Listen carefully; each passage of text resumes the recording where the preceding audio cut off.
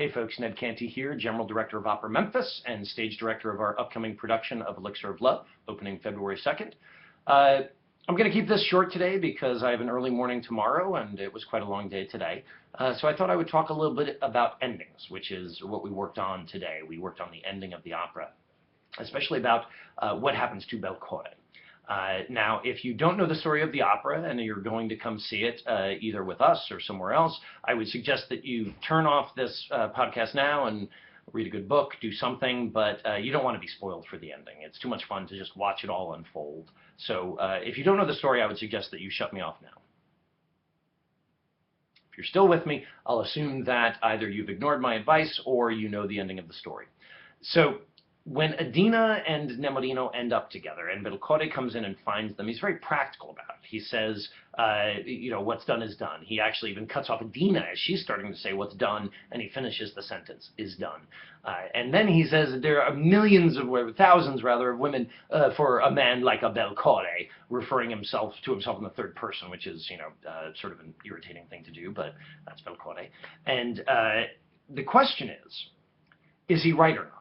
And the last things that he says, what we know is that the last things that he says in the opera are all curses against Dulcamara. He's saying, may your carriage turn over, you charlatan, because he thinks that the elixir that Dulcamara gave Nemorino is why he lost, why Nemorino got the money and got the girl and all of it. And so what to do with that moment when Nemorino says, a guy like me can get thousands of women, and Dulcamara comes in and says, here, use this elixir. The question is he right or not? Because we've established in the show that he has an effect on women, and at least in our production it makes sense, and Adina is maybe a little immune to it, but everybody else seems to think that he's fantastic and a real catch. So at that moment we experimented a little bit, and we went with our first option, being that when he says that, because of the events of the opera, he has come up short, and all the women who thought that he was the bee's knees at the top of the act now want nothing to do with him. And so what we tried was, when he said that line, he turned all the women, and they all sort of turned away, and all of a sudden took a great interest in, a knot of wood in the picnic table. So we tried that, and then had Dulcamara come in and say, you'd better try this elixir of love. And that makes sense. It sort of makes a logical sense. There's a nice symmetry to it in that as low as Nemorino had fallen at the end of Act 1, that's where Belcore ends up at the end of Act 2. So there's a symmetry there.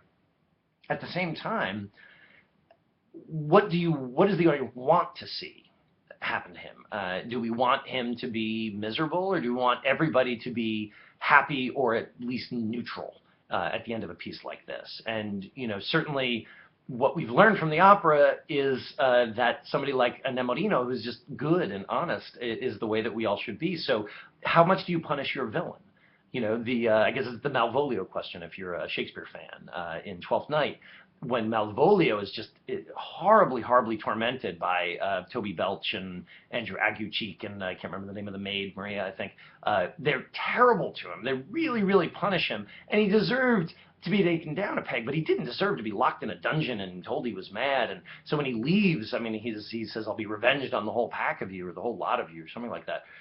And do we want Belcore to end like that? And I kind of think we don't. I think it almost goes against the spirit of the piece, which is so inclusive at the end. Even though Belcore is yelling, you stupid charlatan, I hope, this is terrible, there are ways to ameliorate that. Maybe he does have a couple of women, maybe Janetta, maybe our town librarian in our production, one of the choristers is the town librarian.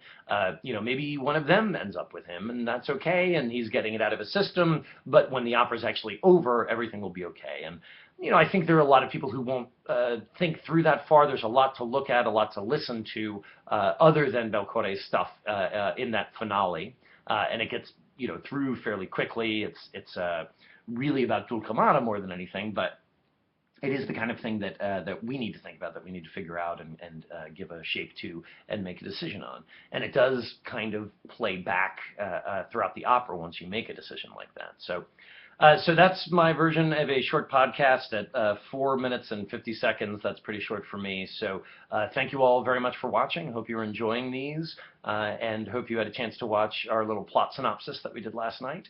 And Yeah, I will talk to you tomorrow. Thanks very much. Have a great night.